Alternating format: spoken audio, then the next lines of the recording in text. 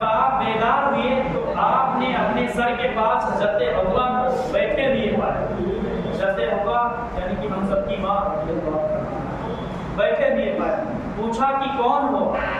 انہوں نے کہا میں عورت ہوں. پھر آپ نے کہا تمہیں کیوں پیدا کیا گیا؟ تو انہوں نے عرض کیا تاکہ مجھ سے سکون حاصل کر سکے. انہوں نے حضرت حوا رضی اللہ تعالیٰ عنہ نے عرض کیا تاکہ مجھ سے سکون حاصل کر سکے. فرشتوں نے حضرت آدم علیہ السلام کے علم کا امتحان لینے کے لیے پوچھا یہ کون ہے؟ یعنی کہ فرشتوں نے حضرت آدم علیہ السلام کا علم کا امتحان لینا چاہتے تھے.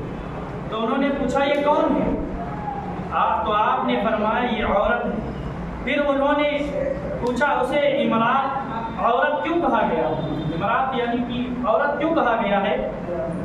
تو آپ نے فرمایا چونکہ یہ مرد سے بنی ہے. پھر انہوں نے سوال کیا اس کا نام کیا ہے؟ آپ نے فرمایا حوا. پھر انہوں نے کہا اس کا نام حوا کیوں رکھا گیا؟ پھر فرشتوں نے کہا اس کا نام حوا کیوں رکھا گیا؟ قال لأنها خلقت من شيء حي. آپ نے فرمایا زندہ چیز کو حی کہا جاتا ہے.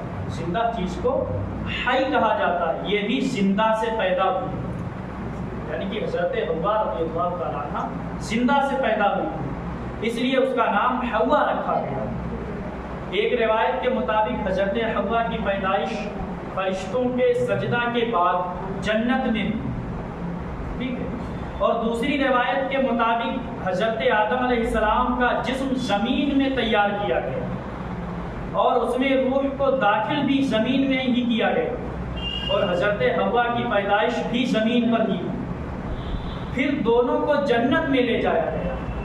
یعنی کہ اس کی دو روایتیں بھی. جب حضرت حوا کو پیدا کیا گیا تو حضرت آدم علیہ السلام نے ان کی طرف میلان کرنا چاہا, یعنی کہ ان کو چھونا چاہا اور ارادہ فرمایا کہ دست محبت بڑھائیں, یعنی کہ ہاتھ بڑھائیں. تو فرشتوں نے کہا اے آدم ٹھہر جاؤ, پہلے مہر ادا کر دو. آپ نے فرمایا کما مہرها قالوا حتى تصلي على النبي صلی اللہ علیہ وسلم. وہ مہر کیا؟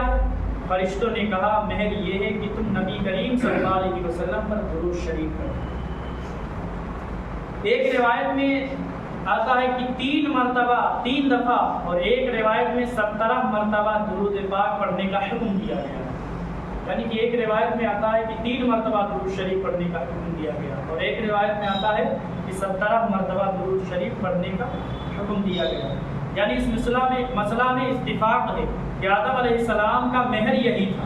یعنی کہ اس بات پر اتفاق ہے کہ مہر آقا علیہ السلام پر درود شریف ہی تھا, اور کوئی چیز نہیں مہر تھا, بلکہ آقا علیہ السلام پر درود شریف ہی تھا. 3 مرتبہ ہے یا 17 مرتبہ, اس پر اختلاف ہے. تو 3 مرتبہ بھی مان لیتے ہیں, ہم 17 مرتبہ بھی. وہ نبی کریم صلی اللہ علیہ وسلم پر درود پاک پڑھیں. آپ نے درود پڑھا اور فرشتوں کی گواہی سے نکاح ہوا. اس سے یہ بھی پتہ چلا کہ بے شک نبی کریم صلی اللہ علیہ وسلم ہر موجود چیز کے لیے وسیلہ, یعنی ہر موجود چیز کے لیے وسیلہ ہے. یہاں تک کہ آپ اپنے باپ حضرت آدم علیہ السلام کا بھی وسیلہ.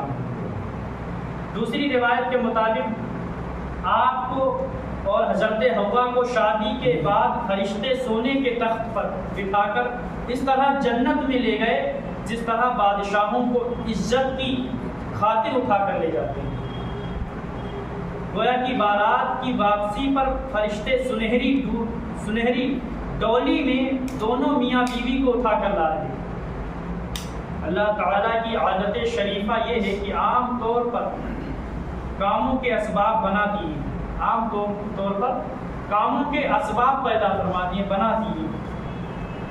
اسی طرح انسانوں کی پیدائش میں بھی قانون عادت اسباب کے ماتحت کر دیا گیا کہ ماں اور باپ سے اولاد کی پیدائش ہوتی, اولاد کی پیدائش ہوتی, لیکن یہ قانون قدرت نہیں. قانون قدرت کی اللہ تعالیٰ نے ایک مثال قائم کر دی، ایک مثال قائم کر دی ہے کہ میں اس طرح بھی کر سکتا ہوں، میں اس طرح بھی کر سکتا ہوں، اسباب کی مجھے کوئی محتاجی نہیں ہے، یعنی کہ اسباب کی مجھے کوئی محتاجی نہیں ہے۔ جیسے اس طرح آج کے ٹائم پر میاں بیوی جب تک ایک آسمان میں بچہ نہیں ہو سکتا، اولاد پیدا نہیں ہو سکتی، اور عورت کے بغیر اپنے دستے قدرت سے مٹی کا قلب بنا کر اس میں روح پھونک کر حضرت آدم علیہ السلام کو پیدا کیا، فرمایا، اور عورت کے بغیر مرد کی پسلی چاٹ کر کے عام عادت کے خلاف، یعنی کہ جو آج کل عام عادت ہے مرد عورت کا ایک پاس ہونا، اس کے خلاف ہے نا، حضرت آدم علیہ السلام مرد، اور حضرت آدم علیہ السلام سے حضرت حوا کو پیدا کرنا، یہ عام عادت کے خلاف ہے نا، عام عادت کے خلاف حضرت حوا کو پیدا فرما کر یہ واضح کر دیا کہ میں بغیر عورتوں کے مردوں سے اولاد کو پیدا کرنے پر قادر ہوں، اور عورت سے بغیر اس کے خاوند کے بیٹا پیدا کر کے بھی واضح کر دیا، یعنی کہ عورت سے بغیر اس کے خاوند کے بیٹا بھی پیدا کر کے ثابت کر دیا، واضح کر دیا کہ میری قدرت سے یہ بھی کوئی بعید بات نہیں ہے۔ یعنی حضرت مریم رضی اللہ تعالیٰ عنہ، حضرت مریم رضی اللہ تعالیٰ عنہما سے حضرت عیسیٰ علیہ السلام پیدا ہوئے۔ حضرت مریم رضی اللہ تعالیٰ عنہما کی شادی نہیں ہوئی تھی، آپ کنواری، حضرت اسرائیل علیہ السلام نے پھونک ماری، اس سے حضرت عیسیٰ علیہ السلام پیدا ہوئے۔ حضرت مریم